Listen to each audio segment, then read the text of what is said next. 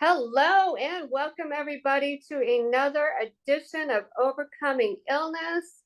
I am Paula Denoncourt, founder and CEO of Enrich Your Health. I've been doing this show to help people with their health and get their stories out. We have had some amazing stories, and my guest tonight has been on before, so this is going to be part two. So I'm so excited to have her. But let me just tell you a little bit about me and about the show. I've been doing my business since about 2010. I do one-on-one coaching, group coaching, speaking engagements, now my own TV show. I've written a couple books. But God, I'm still here. Activate Your Faith, Witness a Generational Turnaround is another book. Those are two separate books. I do customized recipes for my clients. I have digital ebooks and recipe books on my website. And I do that geared towards people that need specialty recipes, right? I suffered from multiple food allergies, so I do recipes that are like dairy-free, gluten-free, low in sugar, nut-free, all of that, because I had to do all that. So I make them simple. So if you're out there and you're like, I don't know what to eat half the time, I've got to eat gluten-free, I've got to eat dairy-free, please reach out to me. And you can reach out to me on Facebook Messenger, Instagram Messenger. You can email me at info@enrichyourhealth.com. That's ENRICHURHEALTH.com. Make sure you're following me on all my social media, Instagram, Facebook, especially those two. I do have some recipes that I'm putting together now. So I'm going to have more digital recipe books and ebooks for people that need anti-inflammatory. They've got autoimmune issues, Lyme disease, cancer, things like that. You need low sugar. You need anti-inflammatory. Maybe you can't lose weight. These kind of recipes will help you with that. So enough about me. If you've never seen the show before, go back and watch some of the replays, especially part one with Miss Kim. We've had guests on here that have had congestive heart failure, cancer, autoimmune issues, suicide in the military, autism. I mean, I can't even name them all. We've just had some amazing guests, and I'm so thankful to this platform, Elevation TV Network. So make sure you give them some love. Go like their Facebook group. Go like their YouTube channel. Like, subscribe, so you get other amazing shows along with mine, because they do have some great shows on their platform. So without further ado, the other thing is I am looking for more guests for my show. So if you're overcoming an illness, you've gone through an illness, maybe your mom, a spouse, a pastor, apostle, doctor, nurse, whatever it might be, you might have clients or patients that maybe you want to tell this story. You don't always have to use their name, or you yourself are going through something. People are waiting for your stories. They need you and what you have. So this is a good platform to get your story out and get things rolling, so that other people out there get inspired and encouraged, and they don't feel like they're so lost and alone and don't know what to turn to. So please reach out to me for that. You can also text me at 508-330-9665. And I do also do a business spotlight. So if you want to get your business advertised, we can advertise it on the show. We can advertise it on my platforms. I've got like over 4,000 followers on Facebook alone, so we can do that. And last but not least, besides health coaching, I also do business funding and some other business resources.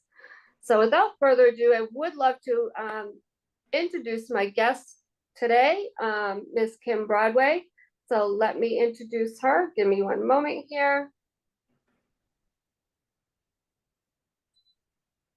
All right, so tonight we have Miss Kim Lashar Broadway. She is a native of Marianna, Arkansas. She completed Lee Senior High School and went on to attend and complete a degree from the UAPB in Pine Bluff, Arkansas. Kim currently works with the Shelby County Public Schools as a full-time paraprofessional and is co-owner of a local boutique. Kim is also an aspiring author. Some of Kim's goals and aspirations include working to organize a group of women to learn about investments and how to develop and build revenue to support community programs for women. We're right up my alley. Kim will tell you that her most impressive and relevant achievement is that she is an 8-year cancer survivor. So awesome. In the year of 2014, Kim was diagnosed. She says it really changed her life for the better. She learned on this journey, if you loved life before cancer, don't be afraid to love it after cancer. I love that. She often quotes the word from John 10:10, I came that you may have life and have it more abundantly. I couldn't agree more. Kim is a mother and proud grandmother. She loves people, she loves networking, and most of all, she is a Christian and loves God. Me too. So without further ado, we welcome Miss Kim Broadway for the second time. So Kim, thank you and welcome again to being on the show. Thank you. Thank you so much for having me. I am honored to be here today. And I didn't really realize that it was 2 years that you interviewed me, because in the introduction, it says I was an 8-year cancer survivor. So I actually made 10 years. Oh, that's right. Past March. So yes. I forgot to correct that. Thank you for pointing that out. I made 10 years. I didn't even think it had been that long, but it's been 2 years since we interviewed. So wow. This is really cool. Yeah. It is really cool. So tell the audience a little bit about you. You grew up in Arkansas, right? We talked about that. Where do you live now? Tell us a little bit about your family, and then just give us a little bit background of how you found out that you had breast cancer. They can always watch the other show, but just give people a background that have never seen that show before. Okay. I'll be more than happy to. Yes, I am Kim Broadway, like she said earlier, as she was introducing me. I am from a small town called Marianna, Arkansas, about 50 miles across the water, because the water divides the states from Arkansas and Tennessee. You have to come across the bridge. So I just always say I'm from across the track. But anyway, yes, I am a 10-year cancer survivor. I was diagnosed March 19th, 2014. Mm-hmm. And yes, that was a devastating day for me that I experienced in my life. And I just thank God today that I am still here. I'm an advocate, speaker about it. I have people that call me on the phone and say, hey, so-and-so got some cancer. Can you share your story with them? Because my story is rare. It's rare. And can you just tell them some things that you did and how you healed from it, blah, blah, blah. So I get that all the time. I get, friends, family members having me talk to other people. And I usually just try to give people a lot of encouragement and just tell them to stop, take a deep breath and think, because you're talking about your life. And everybody's life is different. And I tell people that, chemotherapy, it was hard for me, but I can't say that it won't be hard for the next person, because I've seen people go through it and they go through it like that and they just like a champ, but it was different from me. So I always tell people, don't base your circumstances or your story on the next person's, because everybody's different. You have to do what works well or better for you. And I'm just going to share a little bit with you. My mother was diagnosed with breast cancer, I want to say probably 5 years after I had it, or it may have been between 5 and 7, because it hadn't been that, it's probably been about 5, because she had a reoccurring situation. Her cancer came back. What's this, 2024, 23? I want to say it was 22. And what happened with mom she just had a lumpectomy, which means what a lumpectomy means is they go in and open up your breast and go to that particular area and they take out that, that part of the breast that's, infected. Right. Whereas I had a bisectomy where they took all of my breast tissues out, so I don't really have breasts per se. I wear implants. So my mother, she didn't want to, that was her choice. And I let her make her choice. So when the cancer came back a couple years ago, she was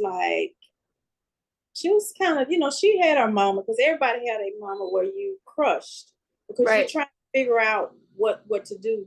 But by me healing the way I did, and my mom, she lived in Arkansas, so pretty much my sister was here. That really, really nurtured and took care of me. My mom came to help out, but she went back home. So a lot of things that I did and I experienced, she didn't see it because she wasn't here every day. Oh, wow. Whereas I just completely started to juice 4 times a day. I cut out all meat. I cut out all the stuff. I barely ate. I ate a green salad every day. Couldn't have cheese and meat. All I had was just a little balsamic dressing. Mm.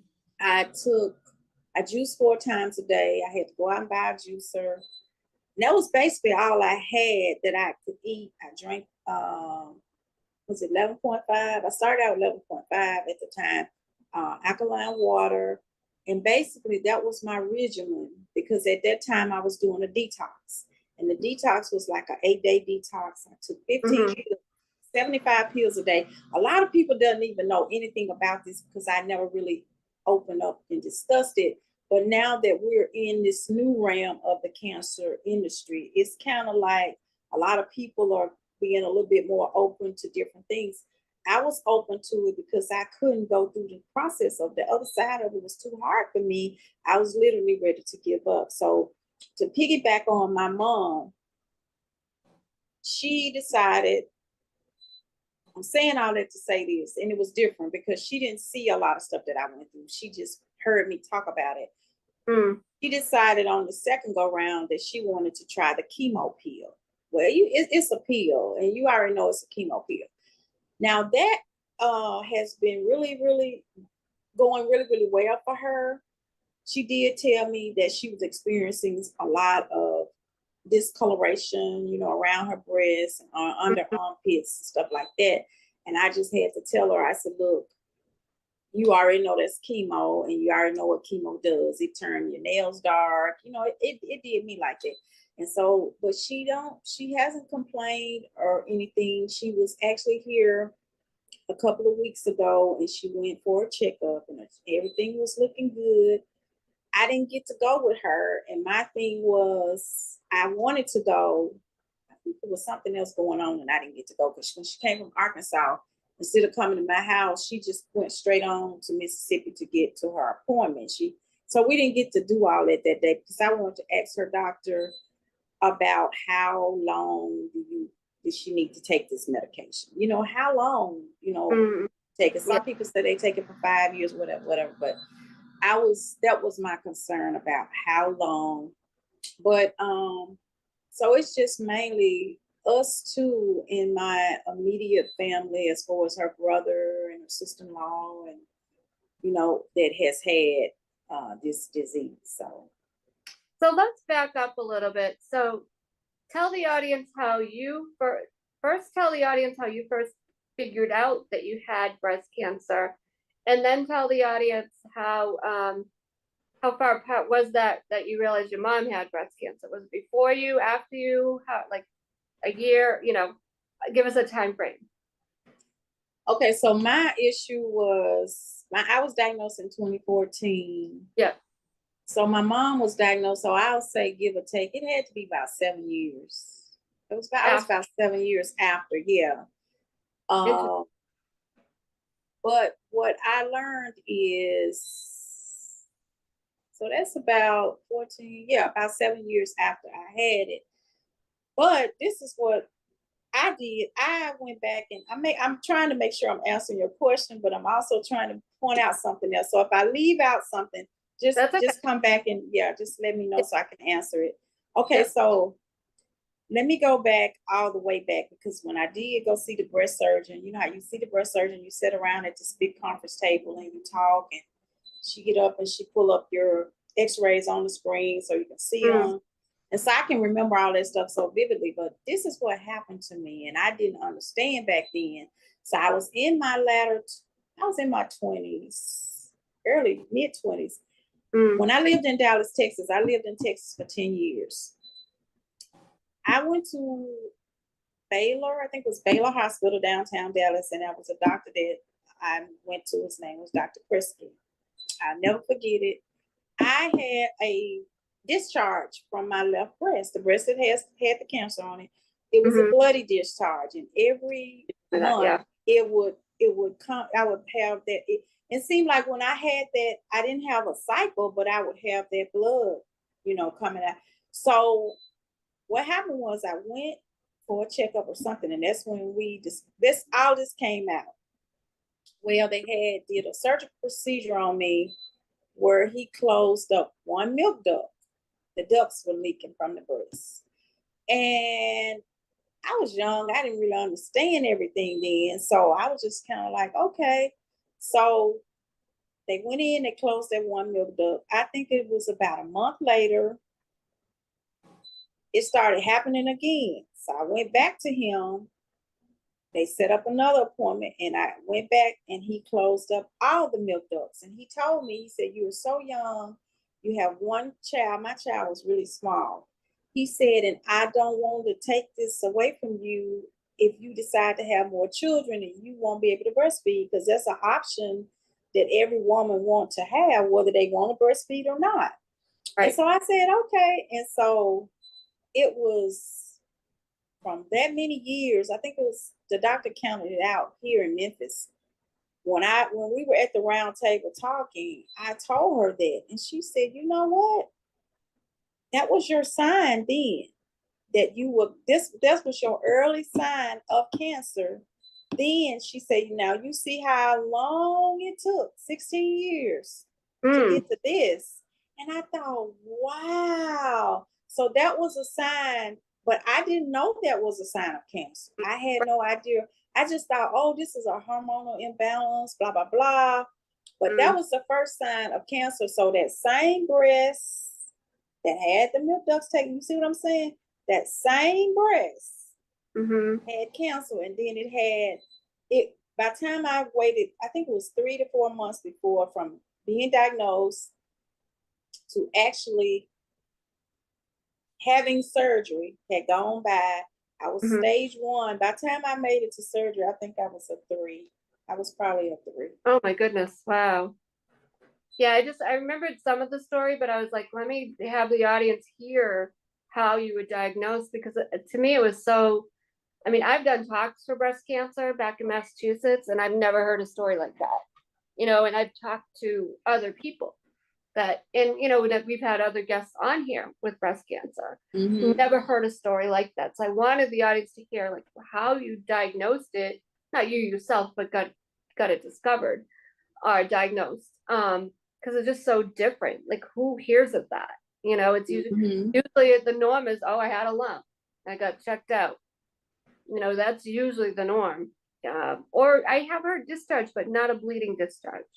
So who would have, you know what I mean? Like, that's just so different that I wanted the audience to hear that again. Of course, if they didn't see the first one, it needs to be shared, because that's and to have the bleeding discharge 16 years prior, because when I was actually diagnosed in 2014, I was probably a year or late on my mammogram, maybe 2, but I knew I had to get in there. And so when I got in there, they called me back and said they saw something on the mammogram. They wanted me to come back for a diagnostic, and the diagnostic is a more detailed, where you can actually see better in there.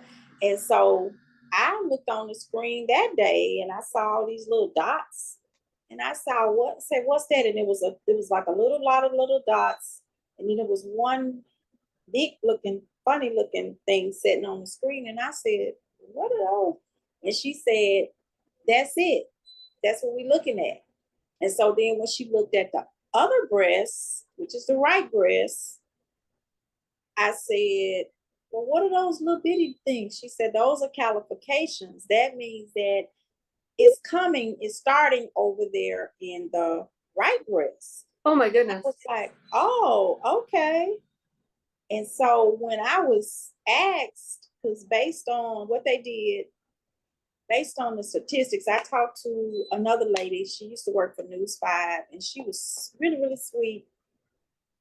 She shared her story with me. I have a friend I grew up with. She referred her to me. She said, I just want y'all to talk so maybe she can give you some input on some stuff. So she did. She gave me a lot of insight. She texted me like what a lumpectomy was, what a Mhm. vasectomy, because I didn't know what those terms meant. I Right. just didn't know, and I hadn't looked them up, but she texted them to me, and she just told me, when you go talk at the red table, when you go to them saying the red table, okay, Jada Pinkett, I'm sorry, but when you go sit around at the big conference table, you just make sure you ask questions, take somebody with you, because it's too much information to Yeah. retain. You're not going to be able to. Right. So what we did, we decided to record it so I could go back and listen to it. And so based on what they gave me on the statistics, it said if I have a lumpectomy, which means they'll go in and take the mass out, I had an 85% survival rate. Mm. If Wow. I have a mastectomy, meaning they will take all the breast tissues out of both breasts, Mm. I had a 98% Oh, wow. survival rate. So Wow. to me, that was a no-brainer because I said to myself, which one would you choose? It wasn't, I didn't think twice about it. I was like, okay, they breast. And if Mm. I don't have any, but I'm gonna live, then I don't it Right. take them out. So Right. that's how I arrived to that conclusion. That's how I arrived to it. So I was thinking, really though, it was a no-brainer. So Mm. being 14 years ago, with the cancer industry being so big and everything keeps evolving and evolving, some of the stories I hear now are a little different because technology is it always changes. Right. Technology is constantly moving and changing, you know, for the better. So a lot of things that they were doing then, they're probably not doing the same exact way now, Right. and that's just the norm. That's to be expected. Yeah. Well, thank you for going back over that, like, how you got diagnosed, and then, like I said, it's just so unheard of. My mom had breast cancer, and she had lumpectomy. She said that was painful. That was really painful, she said. And then I don't remember exactly how many years later. So she had one breast removed, and then I forget, it was like 9 years later, 10 years later, I forget exactly. She had the other breast removed. They found cancer again in the other breast. Oh, okay, It was okay. way back. So I want to say it was like, I want to say like 1990. So Mm-hmm. just so, that's all they knew back then, was to just remove everything. There was no Mm-hmm. Yeah. reconstructive, there was no nothing, you know what I mean? Like, just remove it. So yeah, she went through a lot. It was a lot different back then. A lot different. Yeah, things have really changed. They are. They really are. Yeah. So tell us the journey. So now you've been diagnosed with the breast cancer. Tell us the journey, about a little bit about your prayer life, a little bit about just how you started to change your lifestyle. Did What were you doing for work? What you were doing what you do now, right? How did Yes, I that was, and I help still am. Yeah. your career, and then of course your eating habits? Just go from, your lifestyle, your eating habits. Tell us a little bit. You started to tell us a little earlier, but tell us a little more. Okay. Based on the what I went through, just trying to heal by me having to heal that way, and not just be so open about it, because back then it was kind of a cliche, but it was it was my choice, and I couldn't, that was all I could say. Some people were like probably looking at me a certain way, thinking, oh, she might not make it, she quit the, but I laid on my faith. Mm, I laid on my face. I cried out day and night to God. I said, what are you doing? I yeah. don't know what I can do, but God, I can't, this is too much. And I don't, and I just laid on my face, and I started getting confirmation after confirmation. So first confirmation I got was a customer called me. And because, I work in the school system, but I'm a boutique owner as well. So She called me and I said, I asked her, I said, how you doing? She said, no, I'm calling to see how you doing. She said, what's going on? And so based on them telling me the reason why I chose to have a mastectomy, because that when I chose that option, that means I didn't have to do no chemotherapy or no radiation. And that was another thing that I said, okay. Yep. So then they were like, oh, it's a 17% chance. And I'm thinking, okay, it's always going to be a chance. It could reoccur. We all know this, you know. And so she called me to check on me.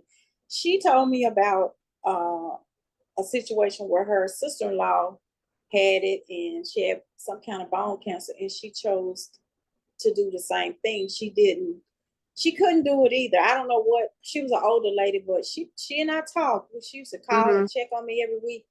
She and I talked and she was really, really sweet. And she gave me so much insight until I wanted to meet her. So one Sunday I met her at church. So I got a chance to meet her in person. But after I really saw her testimony of how she healed and what she did, it was a no-brainer for me to want to do that. And so that's what I did. And I went through it. But my prayer life, it was phenomenal and it still is. I try to have my time in the morning with the Lord. Because when school is in session, I'm on the floor by between 4:45 and 5 o'clock. 4:45, 4:30, I'll do my meditation, my quiet time, my prayer for the day. And I just know with a shadow of a doubt that God was leading me in this, in this endeavor. I know this.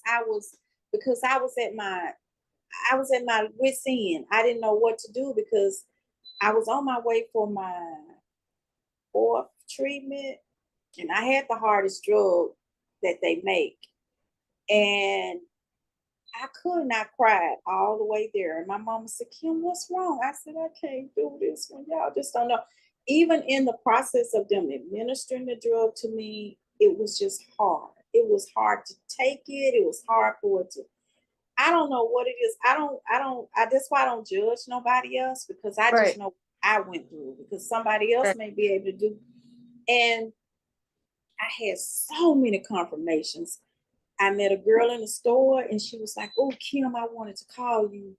Oh, I wanted to tell you my husband, he could do so-and-so. I mean, I met so many. It was like one thing after another, after another, after another, after another. And then it got to be so intense until I didn't have no, you know how you make a decision to do something and then you wonder, am I doing this the right thing? When I decided to go talk to the guy, the whole holistic guy, it was like, okay, this is what I want to do. And I took a family, extended family member with me so that she could, just be there to witness what he was telling me to make sure everything was okay. And when we were done, I think we were in the office that day for 2 hours. When we were done, she looked at me. We got outside, and she said, I said, what do you think? She said, I say go for it. I could follow everything that he's saying. I don't see anything wrong with it. And you can still get extra help and still take your treatments. But I just chose not to do it that way. I just couldn't do it. And I don't knock anybody else because like I say all the time, everybody's body is different. Everybody's story is different. And I'm still here. I was in my doctor's office. This was a couple of years ago, maybe about 3. No, it was more than a couple of years ago because we're beyond the pandemic and we're still in the pandemic. This was before the pandemic, so that means we've been in the pandemic 4 years. So that'd be about 5 years ago. I was in his office, and he looked at me and he said, "Miss Broadway, you are doing so well." Said, and I don't know. You just doing really, really good. He said, I got a lady now. She is 29 years old. She has stomach cancer and she is near death. He said she has 5 children. And I'm looking at you and looking at your journey and looking at what you did and what you've done and what you've overcome. And he was just looking at me in so many words. It's like he was looking at me and just like, what are you really doing? You know what I'm saying? In his mind, but I could tell he was ecstatic about it. He was excited, but he was just, it was a comparison there. You know what I'm saying? Mhm. And to be honest with you, I know I changed my eating style. I know I started doing different. It was kind of like nobody had to really tell me, but because Right. I knew what I had to do to get there, I just knew that I had to make this change to be able to stay here. And that's Mhm. basically what it was, because I run into a lot of people that have this stuff and they go right back into same eating mode doing, and you cannot do that. You No. cannot live like that. You cannot Yep. do that. Now, holidays and special times of the month, I'm just gonna say this. You might eat something just like the holiday, you're gonna eat something, you might eat a piece of cake. Or you might, Right. but you know you're not gonna eat that stuff every day. You can't do that. Right. We cannot Same. do that. So I think that's just what it is with me. I changed a lot of stuff when I go shopping in the grocery stores. I try to stay out of the aisles. Hmm. Yeah. I go around to the produce. I shop on the outskirts of the store. If I shop on the aisles, I'm gonna dot in, go down the aisle, get what I'm gonna get, and I'm gonna come out. But I tend to do this in the grocery store. Everything I pick up, I read the back of the labels, I read the content. I've been doing it for so long, it's habit for me. Hmm. I know to do this. I'm gonna check the sugars and I'm gonna check the carbs Yes. first and foremost, because the carbohydrates, once it hit the stomach, it turns Right. into sugar. So if Right. it has, just give an example, give and take, if it has 50 grams of sugar and 20, no, just say if it had 50 grams of sugar and 50 grams of carbs, I'm just going to be outrageously. I'm just going to Right. say, okay, that's 100 grams of sugar. That's a whole lot of sugar. That's an overload. Well, when you compare the drinks, a can of a Coke now versus or Sprite, when we were growing up, I remember seeing it all the time between 28 and 30 grams of sugar in there. Right. That's And what I used to. now it has doubled.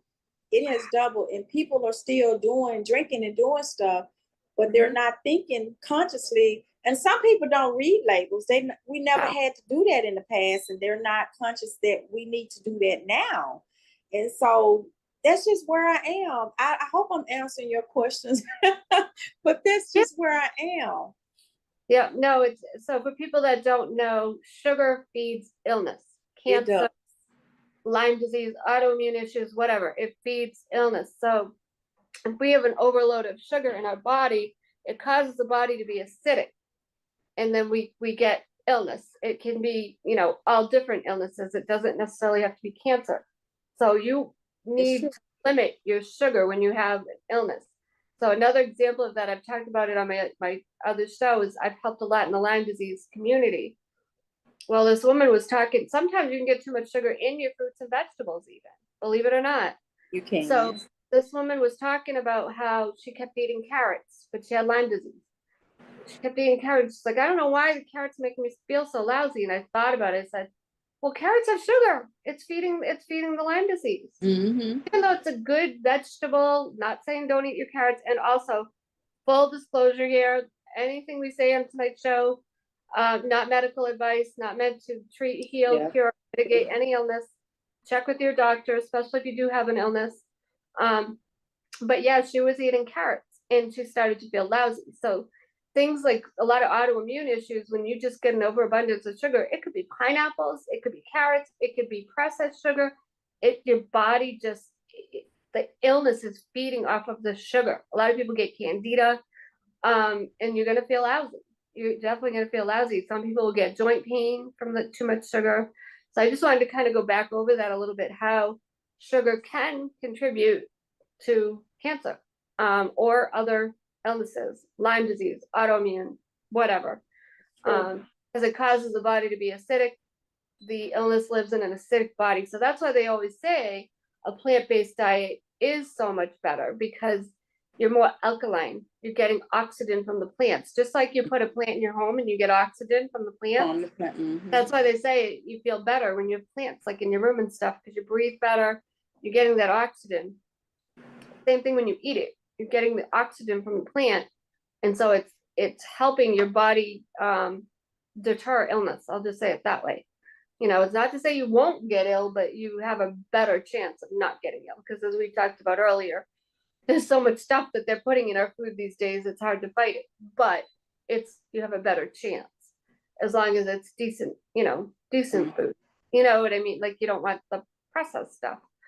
So I just wanted to go over that a little bit. So let's talk about your journey. So did you find a holistic doctor? How long after, or a naturopath, or how long after you got diagnosed with the breast cancer you started going that route? Actually, I would go every month. I would take a colonic once a month. Mm-hmm. If I needed any type of vitamins or any type of herbs in this office, I would go in there and make my purchase. And then I have a couple of other places that I can go to. And now I have a network online that I'm affiliated with that offers all the stuff, and it offers it at a discounted price where it's not as high, because Right. I know it's expensive. And pretty much that's pretty much it. And I just stay active to paying attention to what's going on. I met a young lady yesterday, and she and we gelled really, really quick. And she gave me some information, and we decided we were going to exchange numbers, and we were talking about the food, and she was talking about some things that she had found out about some of the stuff that she was eating. And I was telling her some of the things I've encountered and as well. And it's gonna be now extremely harder since we're going through this situation with the food, based on where you're shopping and what you're buying. And a lot of people think some of the places that they're shopping, the food is just all that, but it's not. If you kind of keep up and read and stay on top of what's going on with it, you can kind of surpass it and survive it better. And we're going to have to be more knowledgeable about what we're actually putting in our bodies, Right. what we're actually feeding ourselves. It's hard. I'm not going to tell you it's not. It is hard, because my grandbaby's been here this summer. She's been in and out. So, you know, little kids got little stuff they like. So I got her some little things that I keep in there. She liked the little freeze, this popsicle things, and she liked sherbet, and I'll eat sherbet sometime. I looked at the contents on that sherbet, and I saw something on there that I said, oh, not this. Not this. And I usually try to avoid that in almost anything I purchase. I make sure if it has that in it, I just don't buy it. And I said, how did I not get past this one? And I said, oh, okay. So every once in a while, I may give her just a couple scoops until it, you know, because we bought it already, but it was just one of those small containers of sherbet. But it's to the point now where I don't know what to do. I just do the best that I can. That's all you can. Yeah. I learned how to really, what breakfast means is break fast. I wake up. I'm usually, like today, I haven't had my first meal yet, but I will after this. Yeah. I don't worry about it. And it's like, once you get your system to that, you get used to it. Because like the young lady I was talking to yesterday, she was saying the same thing. She said, because the longer you don't intake any food, the body heals inside. It clears the stuff up. Yeah. When you're constantly putting it in there, that makes it harder to heal. That makes it harder to fight, you know. And I started learning this stuff. I was sharing it with my sister, because we share a lot of stuff about food and stuff like that, because she used to be 300 pounds back in the day. Oh my goodness. She went to, I was 100, and I would say she probably was about 160, 140 or something like that. I don't know. She lost a lot of weight, but she's gained some of it back. But for the most part, she's never back. You know, it's never just to the point where it's just out of whack. You know, she'll go back and she'll try to get it back down. But yeah, it's a lot. And the other thing too is part of illness too. So we talked about sugar, how that feeds illness. The other thing that contributes to illness, you kind of touched upon a little bit, is if we're not digesting our food, if we don't eliminate, that stuff builds up in our body and that contributes to illness like colon cancer, digestive issues, IBS. It your body needs to keep, like babies, they're always like, they eliminate everything they eat. Every time they eat something, it's gone. We don't, as adults, that doesn't always happen. Yeah, that's true. You should be, you should be eating fiber. I mean, one thing I learned when I started studying nutrition, I didn't even know that like fiber is something, fiber is not just to help you eliminate waste, but it also fills you up, so it's both. It's filling, and we don't get enough fiber. So you're not eliminating the waste. Some people don't get enough water. Now they might get the fiber, they're not getting the water. That's going to eliminate the waste. So when you're not eliminating what you eat, it builds up. That's why you wind up getting, bloated all the time. Yeah, your that's body's true. digesting what you eat. So, and I kind of suffered from that with the allergies because everything just kept coming up. Wasn't eliminating what I ate, When it comes up, people wind up getting things like GERD or the food allergies because sometimes you get leaky gut. It leaks out of the intestines and you're not digesting it. All those things contribute to getting ill. Things like cancer, colon cancer, whatever. I'm not saying you will get it, but it can contribute. Other digestive problems, diverticulitis, all that stuff. So, you need to get the good fiber in your diet, good, protein. A lot of people think they don't get enough protein. We get too much protein. And when you have too much protein in your diet, that can leak calcium, especially meats. So you think you need all this calcium, but it's because of the protein that you're eating. So there's so many different things that we get like brainwashed into thinking, and it's not true. You just need to start eating healthier, and you would feel so much better. So yeah, thank you for sharing this. So tell us about the juicing. So when I studied, I took like raw food classes, and I studied how to eat whole foods without cooking, and we learned everything under the sun about juicing. So we learned about the different types of juices. Now this is a few years back, so they've some juices have changed since then. But one thing I learned was, like, say a centrifugal juicer, like Jack LaLanne used to sell, it would juice a lot of juice, but you wouldn't get as many nutrients from that juice as you would like I think it was like a double gear juicer. So I wound up getting like an Omega 8006, and that will juice things like wheatgrass. It'll juice sprouts. The one that like Jack LaLanne used to sell, you couldn't do that. You couldn't do wheatgrass or sprouts. It would just kind of chew it up and it wouldn't juice it. So tell us about your juicing. Like, what kind of juicer did you use? What did you juice? I used to like to do, I used wheatgrass or sprouts, a little bit of apple, a little bit of ginger, sometimes some carrot. What did you juice? Back then, because I had I bought it at Target. I can't remember. Yeah. It was really, really big. Yep. And I hated it. So I don't like it because it's so big. I'm trying to get that J2. It's $500, but I'm gonna get that one. I just haven't got it yet, but it's fine. It's really, really good. But apple, I think it was I went online and studied Gerson therapy. Miss Gerson, I want to say her brother or either was her husband came up with the juicing. Back in the day, used to have migraine headaches, and he never could get rid of them. And so they started juicing some kind of way. He was recommending it for the patients with stuff, and they were getting well. And he didn't think about it at the time, and I guess he started juicing.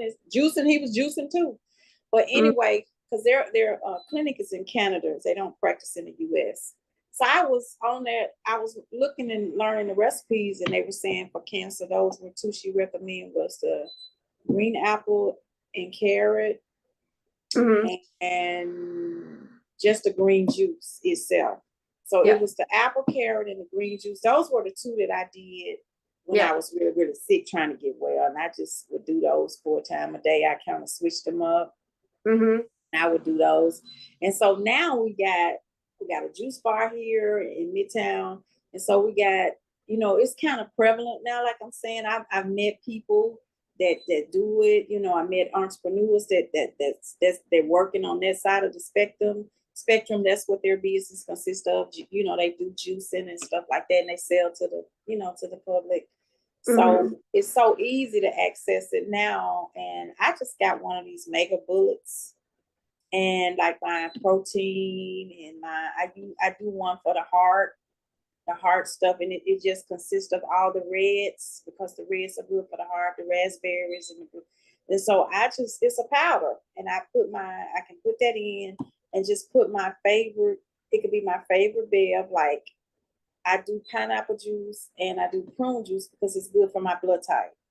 Yeah. So I put that in there, maybe a little water, and I put it in there, make a bullet. And sometimes I sit it in the freezer and just let it get really, really chill.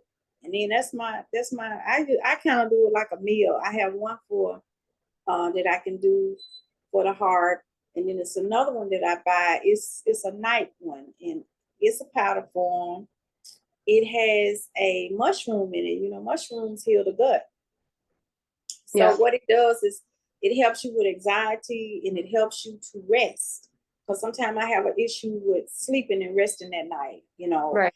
So it helps me with that, and I can do that one at night before I go to bed. And I put it in there and whip it up, sit in the refrigerator, let it get really, really chill, give me a straw, and I chill. You know, because it's good, you know, it's not bad or nothing like that. And so I'll do that. But when I was really, really sick, it was the apple, carrot and apple, and the green. Those were the two that the doctor recommended that I do. So those were the two that I did. Yeah, I think people get caught up in they think they need like all the, you know, like all these ingredients. You don't. Like even if you do a smoothie, even if not juicing, even when you do a smoothie, you only need like 4 to 5 ingredients. A lot of people, oh, I gotta put yogurt. I gotta put no, I would do like water. You know what I do is frozen fruit. Because I just take some, you know, mango. Like I made like a really nice ice cream. It was mango, pineapple, frozen, a little bit of basil, and a tiny bit of honey. That, you talk about sherbet, that is just like a sherbet, and it's amazing. People love that. So easy to do. You go buy your frozen fruit. I mean, you can, you know, you can freeze your own fruit, whatever you want. Do either one, but it just makes it easier because you just throw it in the blender. You don't need ice. Yeah. Now you fruit.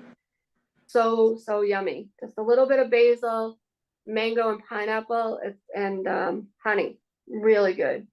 So you only need like 4 to 5 ingredients. So if you're making a smoothie, you know, you could do strawberry, blueberries, banana, maybe a little bit of greens, because greens keep the blood sugar from spiking.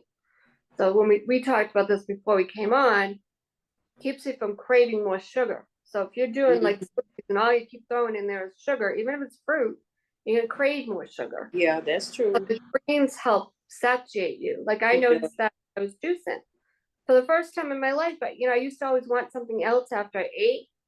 I'm like, I wasn't like full, you know what I mean? When I started juicing with the greens, I was like, for the first time in my life, I'd eat a meal and I didn't want something else. It was the greens that was helping that. Yeah. So there's a lot of things we can do that we just don't know. You don't know what you don't, you know? That's true. Yeah. A lot of people think, oh, you know, to eat healthy is expensive. And in the beginning it might be, but you're gonna start not craving all that other garbage. You know, like I was telling you earlier, soda back in the day, they started putting more salt in it. So you would drink more because you're thirsty. Why do you, and same with like bars, they have a trick too. They put out salty stuff so that you're thirsty for more alcohol. You know, you want more beer or whatever. They put out salty peanuts or popcorn. Why do you think they have salty foods? Because you're gonna be like, I'm thirsty. So you're gonna buy more alcohol. You're gonna buy more beer or whatever, you know, whatever it is you're drinking there. You know, it's a trick. They like to trick us. That is so true. They like to trick us. So tell us about your diet now. So how are you eating for your blood type now? Actually, I started doing the blood type last year. I had a friend, her hand stayed, it was just swollen and it would hurt really, really bad. And she had gained a little weight. She was a little thick. And she would say she was so miserable from that hand would just bother her, but it would throb all through the night.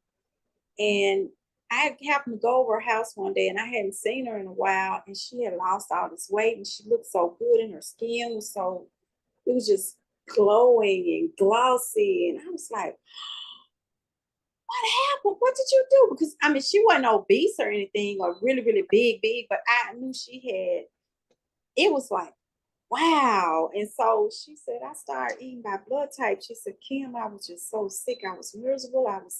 I just, my hand would throb all night long. And I said, wait a minute, what's going on with the blood type? So she started talking to me about it. And so at that time, every time I go over the house, she feed me if she cooking. She's like, come on, sit down. I already fixed something. And I said, what you got? She said, just sit down. I'm finna surprise you. I want you to eat. So she had this codfish. She seared it in the skillet. I think she used like some walnut oil. And she just kind of let the skillet get hot. She seasoned it. And she just seared it and flipped it over, until it got done. She had that.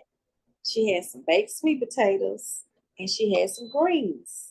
And we sat down at the table and we were talking, and she had these little ice cubes with pineapples, juice, and blueberries.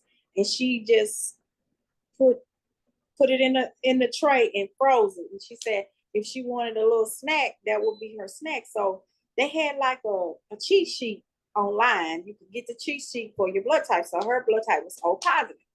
And so she was telling me, she said, you need to find out what your blood type is. I said, I used to know it. It used to be on my driver's license, I think. She said, yeah, I think it probably was a long. I said, but it's not on there. So anyway, so one day she said, if you want it, I can do your blood type. Just get the test. You get the test from Amazon.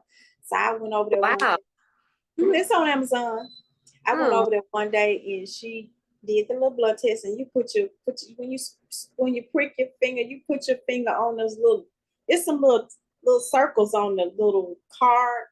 Yeah. And so she did that. And it took about 10 minutes. And she said, oh, you O positive. So we were the same blood type. So that made it even better for me, because certain questions I just text her or ask her, and she sent me a picture of it. I was like, what kind of fish was that? And she sent me a picture of it. And so I started eventually. It took me a minute to get started on it, just to see how I was going to really, really feel. And I saw the difference. So when I looked at the cheat sheet, we call it a cheat sheet, but it's on mine. And she sent it to my phone. All the stuff that I was eating that I liked, there was some healthy choices, wasn't good for my blood type. And I said, oh my God. So back here, I was talking to the apartment manager where I lived. And one day she just, I don't know how we got on it. And she asked me something, and I said, I started trying to do blood type. And she said, oh my God, Miss Broadway, I have really been studying it. She said, it makes so much sense. I said, it make a lot of sense because, okay, just say for instance, I love,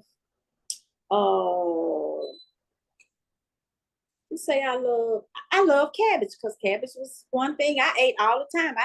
I'm a master at frying cabbage. I can fry the heck out of some cabbage and make you want to call your mama and slap her. I'm serious. I'm talking about good. They be like, how did you do? So I said, you mean to tell me I'm not supposed to have cabbage? Cabbage was the one I couldn't eat. So I quit buying it. I buy cabbage all the time because I told you I stopped shopping in the produce section. Right. I had to take cabbage off. I can have collard greens. Thank God for that. And so I said, this makes so much sense. And we was talking. She said, makes sense because just think about it. Your favorite thing you constantly eating, but it's not good for your blood. And what makes up the inside of your body? Your blood. And where in the disease started forms what? The blood. It's in the blood. It's blood. When you think about it, it's like everybody in the world should be doing it. Think about it. Everybody, we all should be eating by blood type, but that's not the case. Yeah. So it just made more sense to me. So what I did was I just started, when I go to the grocery store, I mainly set my eyesight on what I can have. I wasn't crazy about pineapple juice and prune juice, but that's mainly what I buy. I'm serious. I'm just gonna Yeah. be, and I learned how to. It's all right. I'll give me some and sit in the freezer and chill it, and just have me a little glass, a cute little glass. It's all up here. It's in the mind. Mm. You know, once you set your mind on what you really need to do, you just do it. You just do it. And I'm good with it. I wasn't too cool with the red meat. The red meat is a meat that I can't have. I can't have catfish. I love catfish. Oh, When they said cod, salmon, too, what is it? Salmon, cod, all of the other type of fish I can have. Whiting I don't like. And I just said whatever. So I haven't had catfish in from that day to this one. I don't even pick it mm, up. Maybe one time. I think I had some one time. Um, what else was it? The ground beef. I kind of got skeptical of the ground beef when I saw in the news about some things they were doing I didn't like. But mm-hmm. like a roast, I'll take a roast and what I do with red meat, I soak the blood. I let it soak for some hours. And if you let it soak in the water, you look at the water, blood, it's the blood is in the water. So I try to soak as much of it out of it. Then I wash it again and I season and I cook like a roast or something like this sometime. I don't eat it a lot, but I'll try to, I think alternate for me, I can do chicken as an alternate. I can do turkey as an alternate. So just say I'm fixing a meal and I'm doing an alternate, I'll do an alternate. I think we get caught up in the things that we really like that we feel that we can't do without. And I love cornbread. I don't mean no harm, but I love cornbread. So every once in a while I might eat some. I'm not gonna sit up here and say I don't. I don't eat none. Right, I eat a piece here and there. But I had to just, it's all up here. You just gotta right, get your mind to the point. You make your mind up that you wanna live and eat to live. right. Dr. Eat Farmer. to Yeah. live. Because when you eat the right stuff that's going to make you be here, you're eating to live and not just the other way around. So I had to do that. I know we have fun. We're going to have our day. We might treat ourselves to something. I don't knock nobody out. I feel like we all should do that. But you just Absolutely. can't make it a habit. It cannot be something that you do repetitiously over and over and over. If you do, it's going to be some different consequences. That's basically it in a nutshell. Yeah, I mean, when I took my raw food class, we kind of came up with a saying: if you eat alive, you feel alive, and you stay alive. If you eat dead food, you're gonna feel dead or wind Mm-hmm. up, So we used to say things like that, or my tagline used to be strive for a healthier diet and lifestyle because I know, like you say, I'm guilty too. Hey, if I want a donut, I'm gonna have a donut. If I want a Mm-hmm. cookie, I have a cookie. But am I gonna do it every day? I No. can't. I can't. It would just like I'd be 6 feet under. I just can't do it. You know.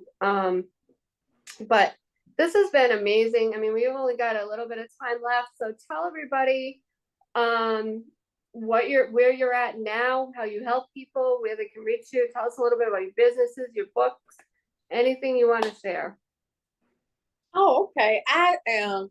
Well, everybody know I'm an advocate now because I'm an author, Mm-hmm. and I wrote my story on breast cancer. It's out there on Amazon. If anybody purchased the book or would like to purchase the book is Embracing Life More Abundantly After Cancer, Living Mm-hmm. in My Pink. It has to be Living in My Pink. That's the right copy.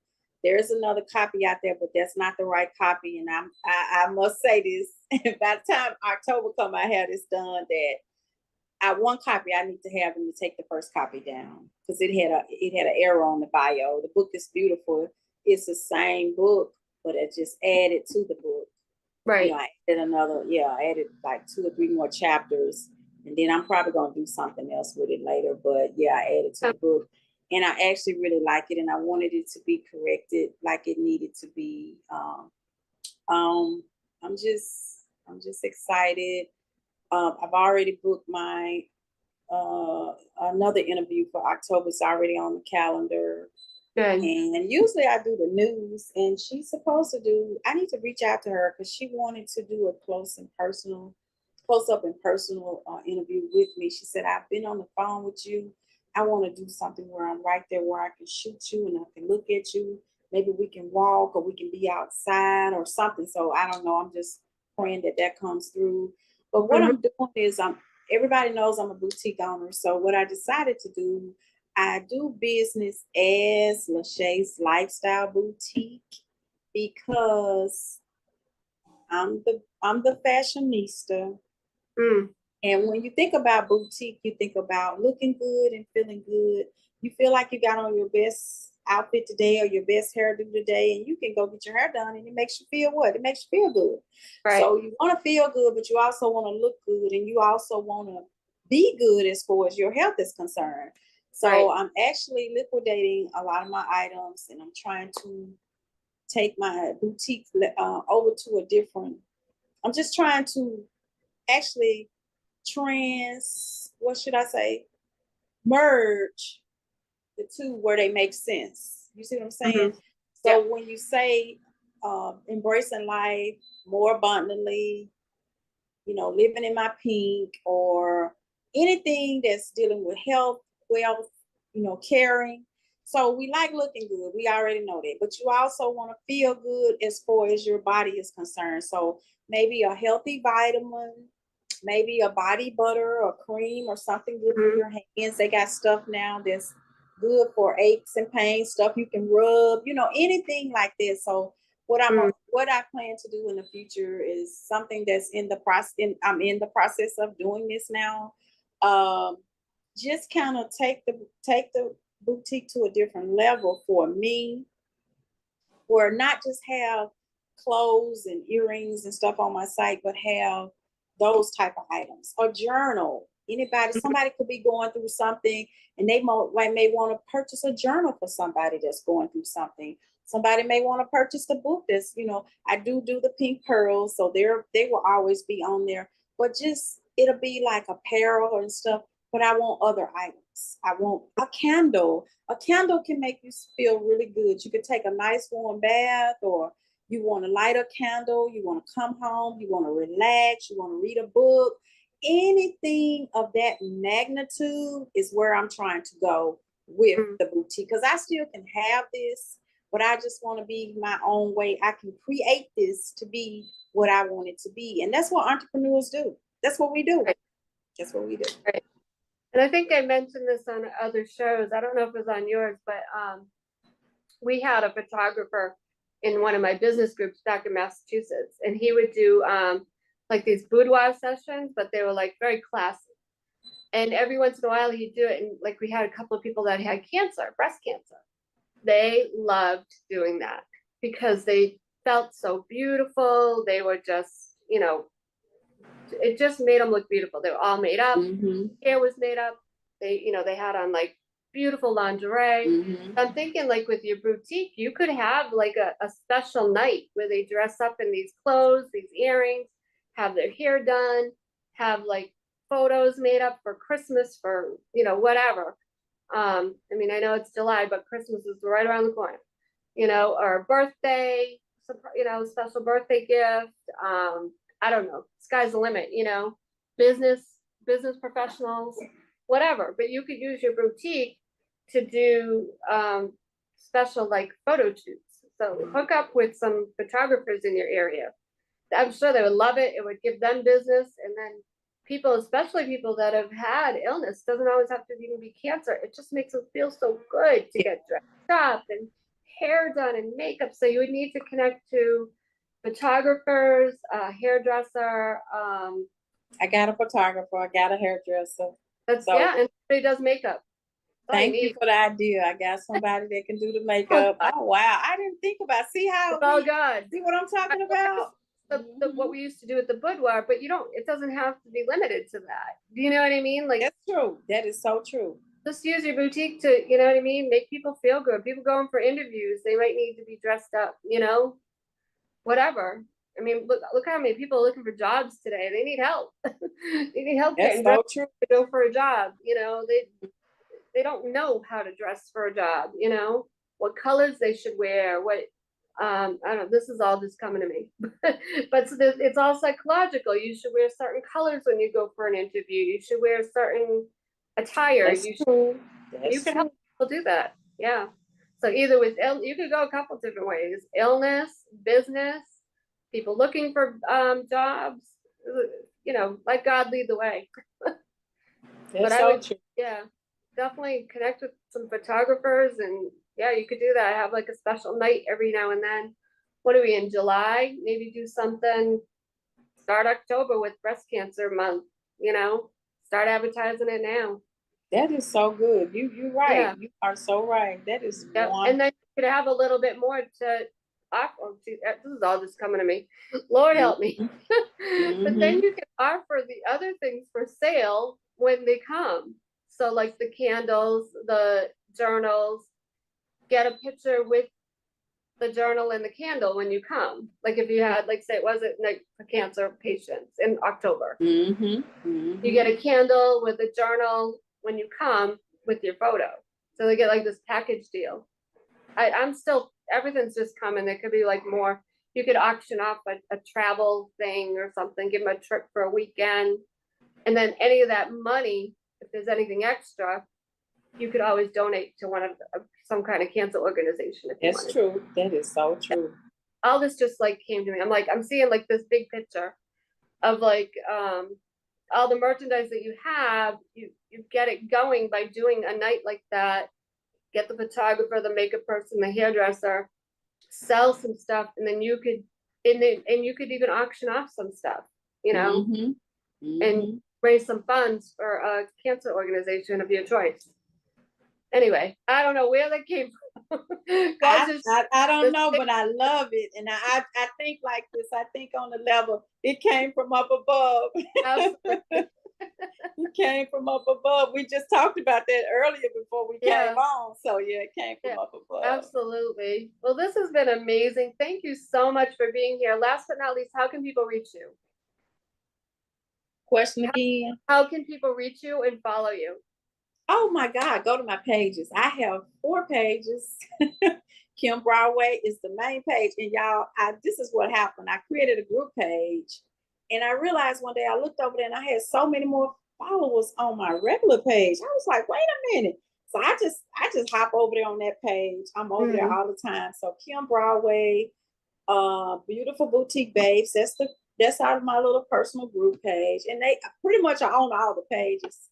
And then I have Lachey's Lifestyle Boutique, that business page, and it's really, really growing. All of my pages are doing well. Now the content is getting higher. Mm. And I have a Lachey's Lifestyle 2 page. I just opened up probably about 4 months ago. Okay. So I'm still learning this social media, AI, and all of this stuff as we Me too. speak.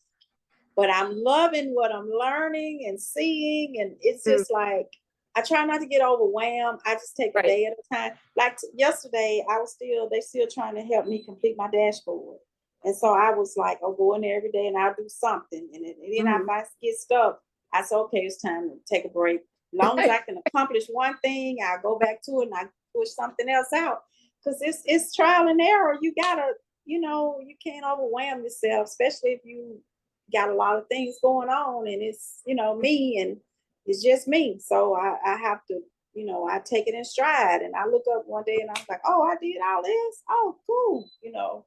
kudos to me. So Yeah. yeah, so Kim Broadway, Lachey's Lifestyle Boutique, that's the business page. Just reiterating, Beautiful Boutique Babes and Lachey's Lifestyle too.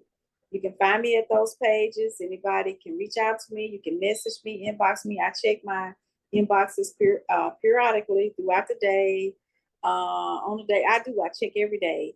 If you in the city and you want to shop, I do take appointments because when school starts, I'll be back at work in the daytime. So most of the time now, I try to go in from 10 to 4. If I'm not there or I need something to do something else, I just get there when I get there because I do Mm. take, I take walk-ins. People can come through, but if you make an appointment, the address is 1123 South 3rd Street, and we're in Suite A. And address Memphis, Tennessee 38106. Telephone number. Oh, I have another number, y'all. I like to give out. I don't have it in my head. I'm sorry about that. But just inbox me, everybody. Just inbox me. Some people do have a lot of people do have my number. They do have it. I'll go ahead and give it out. It's 901-619-1526. I just try to keep the business number where it needs to be and the personal number but it is what it is. But yes, I'll definitely reach out, especially coming up to breast cancer month. I promote my pink pearls, and a lot of people have their day at church where they wear the pink, to represent. Some people do stuff at work. Some people go to events. So if anybody looking for anything that you want to, accessorize with to represent breast cancer month, feel free to reach out to me. Okay, well, thank you so much for being on. This was amazing once again. I'm just so grateful that you came on for part 2. I learned so much just listening to you again. I mean, it's just been amazing. So thank you so much. And once again, everybody, I am looking for more guests to come on the show with their stories, whatever you've gone through. We need your stories. I do provide business funding. I provide recipes, customized recipes. So if you're a practitioner out there, you've got clients or patients that need recipes, please reach out to me. Once again, you can do that at info@enrichyourhealth.com by email, or you can text me 508-330-9665. And if you want to be in the business spotlight, reach out to me and we can do that too. So thank you again, everybody. Thank you again, Kim. This was amazing. We will see you next Sunday. Thank you. Bye-bye.